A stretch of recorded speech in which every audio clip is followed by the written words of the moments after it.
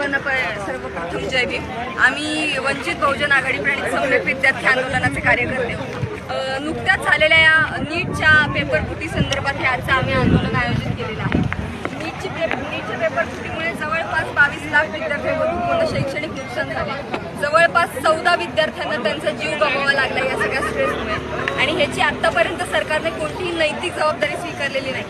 आमच्या प्रमुख दोनच मागण्या आहेत की पहिलं तर ही सगळी जबाबदारी परीक्षांची NTA कडनं काढून UPSC कडे दिली पाहिजे, आणि केंद्रीय शिक्षण मंत्री धर्मेंद्र प्रधान यांनी राजीनामा दिला।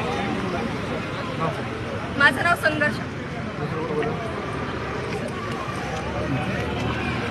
सर्वांना क्रांतिकारी जय भीम।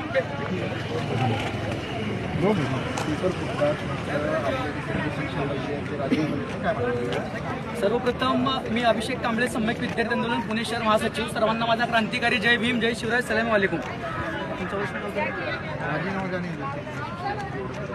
आपण पाहिलेलं आहे की मोदी सरकार जे आहे ते एकदम माजोरडं सरकार आहे, आणि त्यातल्या त्यात त्याच्यापेक्षा मुजोर म्हणजे आपलं शिक्षण मंत्री धर्मेंद्र प्रधान आहे। आणि ती एकूणच जर आपण व्यवस्था पाहिलेली आहे या मोदी सरकार आल्यापासून, तर हे आता 84वी वेळ आहे असं आम्ही न्यूजमध्ये पाहिलेलं आहे की नीट पेपर फुटी झालेले आहे, आणि याच्यामध्ये आतापर्यंत जवळपास 14 विद्यार्थी झालेले आहेत, आत्महत्या केली आहेत, पण याच्यापेक्षा अधिक अजून विद्यार्थ्यांच्या आत्महत्या चालूच आहेत।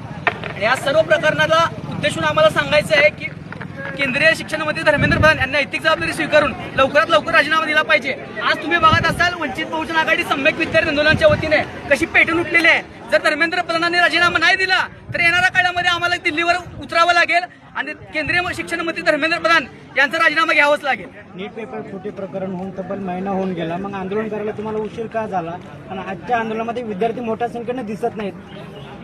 तुम्ही पाहिले असेल, मी स्वतः विद्यार्थी आहे, लॉचा विद्यार्थी आहे, इथं संघर्ष संकट आहे, किरण सैंदाण आहेत, आंदोलन आम्ही उशिरा चालू केलेलं नाही।